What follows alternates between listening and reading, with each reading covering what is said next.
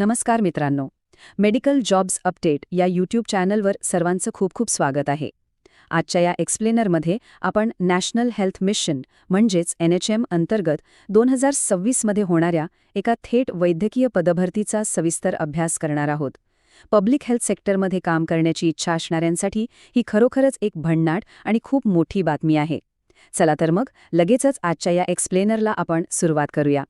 असं म्हणतात ना की सार्वजनिक आरोग्य क्षेत्रात एक उत्तम करिअर घडवण्याची सुरुवात योग्य संधी वेळेवर ओळखण्यातूनच होते आणि अगदी तशीच एक मोठी सुवर्णसंधी आज आपल्यासमोर आली आहे. समाजाची खऱ्या अर्थाने सेवा करण्याची ही अगदी योग्य वेळ आहे. आपण अजिबात वेळ न घालवता थेट आजच्या या एक्सप्लेनरमध्ये शिरूया. आज आपण प्रामुख्याने 6 महत्त्वाचे टप्पे कव्हर करणार आहोत. पहिली म्हणजे थेट निवड प्रक्रिया, दुसरे रिक्त पदे आणि पात्रता, त्यानंतर महत्त्वाच्या तारखा आणि फी, आवश्यक कागदपत्रांची लिस्ट, मग ऑफलाईन फॉर्म कसा भरायचा याची स्टेप बाय स्टेप गाईड आणि शेवटी जॉईनिंगचे नियम. ही सगळी माहिती आपण एकदम सोप्या भाषेत समजून घेणार आहोत.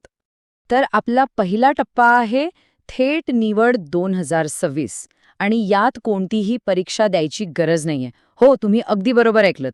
छत्रपती संभाजीनगर महानगरपालिकेत NHM अंतर्गत ही भरती निघालीये आणि सगळ्यात मोठी गुड न्यूज म्हणजे यासाठी कोणतीही लेखी किंवा स्पर्धा परीक्षा द्यायची नाहीये. आता वॉक इन इंटरव्ह्यू म्हणजे नेमकं काय? तर ही एक थेट भरती प्रक्रिया आहे. तुम्हाला फक्त एक ऑफलाईन फॉर्म भरायचा आहे आणि थेट इंटरव्ह्यूसाठी जायचंय. That's it. म्हणजे परीक्षेच्या तयारीचं ते मोठं टेन्शन आता अजिबात नाहीये. यामुळे तुमचा खूप वेळ वाचेल आणि गुणवत्तेच्या आधारावर थेट नोकरी मिळवण्याचा मार्ग मोकळा होईल. आता वळूया दुसऱ्या भागाकडे, रिक्त पदे, पात्रता आणि हो, अर्थातच पगार. आता आपण पाहूया की नेमक्या कोणत्या जागा उपलब्ध आहेत आणि त्यासाठी किती सॅलरी मिळणार आहे. इथे प्रामुख्याने 4 प्रकारची पदे आहेत. पहिलं म्हणजे पीडियाट्रिशियन किंवा बालरोगतज्ञ. यासाठी 1 जागा आहे. पात्रता आहे MBBS आणि MD किंवा DCH आणि पगार तब्बल 75,000 रुपये. दुसरं पद आहे सर्जन. याचीही 1 जागा आहे. शिक्षण MBBS आणि MS लागेल आणि पगार तोच 75,000 रुपये. तिसरं पद फुल टाईम मेडिकल ऑफिसर. इथे 3 जागा आहेत. MBBS आणि MMC रजिस्ट्रेशन आवश्यक आहे आणि पगार असेल 60,000 रुपये. आणि चौथा म्हणजे पार्ट टाईम मेडिकल ऑफिसर, ज्यासाठी सगळ्यात जास्त म्हणजे 14 जागा आहेत आणि त्याचा पगार आहे 30,000 रुपये. वैद्यकीय क्षेत्रात काम करणाऱ्यांसाठी हा एक खूपच सॉलिड चान्स आहे. आणि तुम्हाला माहिती आहे का, या भरतीचे खूप भारी वैशिष्ट्य म्हणजे कमाल वयोमर्यादा चक्क 70 वर्षांपर्यंत ठेवली आहे. हो, तब्बल 70 वर्षे. म्हणजे जे अनुभवी आणि सिनियर डॉक्टर्स आहेत तेही याला अप्लाय करू शकतात. फक्त एकच अट आहे, जे उमेदवार 60 वर्षांपुढील आहेत त्यांना अर्जासोबत फिजिकल फिटनेस सर्टिफिकेट जोडणं बंधनकारक असेल. चला, आता तिसऱ्या टप्प्याकडे जाऊया, महत्त्वाच्या तारखा आणि फी. इंटरव्ह्यू कधी आहे आणि अर्ज करण्यासाठी फी किती लागणार आहे हे आता आपण फटाफट जाणून घेऊया. ही तारीख जरा नीट नोंद करून ठेवा. थेट मुलाखत किंवा वॉक इन इंटरव्ह्यू 7 मे 2026 रोजी होणार आहे. वेळ आहे सकाळी 10 ते दुपारी 2 वाजेपर्यंत. त्यामुळे वेळेचं गणित नीट बसवा आणि वेळेआधीच मुलाखतीच्या ठिकाणी पोहोचा. अशी संधी पुन्हा पुन्हा मिळत नाही, त्यामुळे तिथे कोणतीही धावपळ होऊ देऊ नका. फीबद्दल बोलायचं झालं तर तुम्हाला बँकेतून एक डिमांड ड्राफ्ट म्हणजेच DD काढावा लागेल. जर तुम्ही ओपन कॅटेगरीमध्ये असाल तर 500 रुपयांचा DD लागेल आणि जर रिझर्व्ह कॅटेगरी म्हणजेच राखीव प्रवर्गात असाल तर फक्त 250 रुपयांचा DD काढायचा आहे.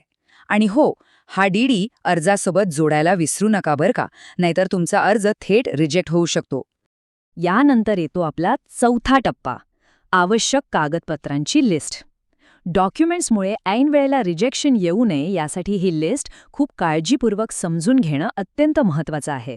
तर लिस्ट अशी आहे: सर्व वर्षांच्या डिग्री मार्कशीट्स, त्यानंतर तुमचं MMC म्हणजे महाराष्ट्र मेडिकल काउन्सिलचं रजिस्ट्रेशन सर्टिफिकेट, कास्ट सर्टिफिकेट आणि व्हॅलिडिटी, डोमिसाईल आणि वयाचा पुरावा, 10वी-12वीचे सर्टिफिकेट्स आणि स्कूल लिव्हिंग सर्टिफिकेट, जर नावात बदल असेल किंवा लग्न झालं असेल तर त्याचं सर्टिफिकेट, आणि सर्वात महत्त्वाचं, या सगळ्याच्या झेरॉक्स कॉपीज सेल्फ अटेस्टेड म्हणजे स्वतःची सही केलेले असणं एकदम कंपल्सरी आहे. ओरिजिनल डॉक्युमेंट सोबत ठेवायला विसरू नका. आता 5व्या टप्प्यात आपण पाहणार आहोत step by step form guide. हा ऑफलाईन फॉर्म अचूक कसा भरायचा, यात कोणतीही चूक होऊ नये म्हणून आपण हे अगदी सोप्या पद्धतीनं बघूया. फॉर्म भरणं अगदी सोपं आहे. याच्या फक्त 4 स्टेप्स आहेत. पहिली स्टेप, उजव्या बाजूला तुमचा फोटो चिकटवा आणि वैयक्तिक माहिती जसे की नाव, पत्ता, मोबाईल नंबर अचूक भरा. दुसरी स्टेप, शैक्षणिक माहिती आणि डीडीचे डिटेल्स काळजीपूर्वक लिहा. तिसरी आणि खूप महत्वाची स्टेप, जी काही कागदपत्र जोडाल ती 1 ते 10 अशा सिरियल नंबरने लावून त्याची नोंद फॉर्मवर करा. आणि चौथी स्टेप, लहान कुटुंबाचं प्रमाणपत्र पूर्ण करा. बस एवढंच.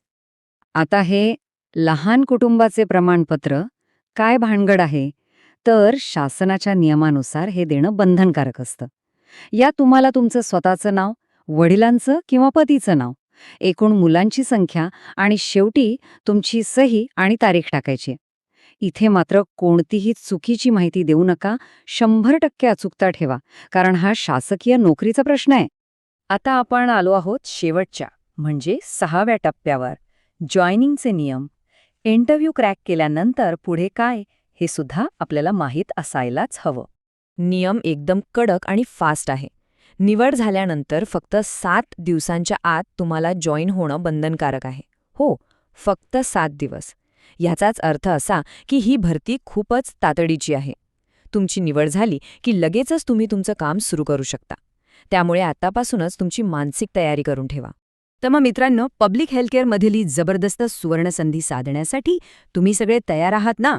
जर तुम्हाला जॉब्स अपडेटबद्दल अधिक जाणून घ्यायचे असेल तर हे एक्सप्लेनर पाहिल्याबद्दल खूप खूप धन्यवाद. आणि जाता जाता मेडिकल जॉब्स अपडेट चॅनलला सबस्क्राईब करायला अजिबात विसरू नका. आपण पुन्हा भेटूच एका नवीन माहितीसोबत. तोपर्यंत काळजी घ्या आणि तयारी करत राहा.